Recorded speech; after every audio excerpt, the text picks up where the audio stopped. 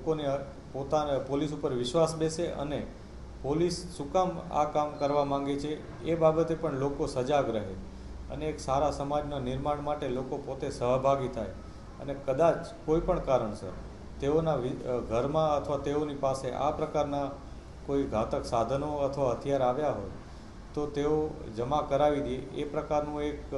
Unique માહોલ બને એ પ્રકારનો આ એક પ્રયાસ હતો. પોલીસે જે પ્રકારે અત્યારે જે કામગીરી કરી છે એમાં લોકોએ પોતાની રીતના આ સાધનો હથિયારો જમા કરાવેલી છે. હવે પોલીસ જ્યારે કોમ્બિંગ કરશે અને કોઈ પણ જગ્યાએ આ પ્રકારની કોઈ પણ ગેરકાયદેસર વસ્તુ સામે આવશે અથવા એવી કોઈ પણ બાબત જે પોલીસને જેના ઉપર એક્શન લેવા પડે એવી બાબત સામે આવશે તો પોલીસ એના વિરુદ્ધ કાયદેસરની કાર્યવાહી કરશે.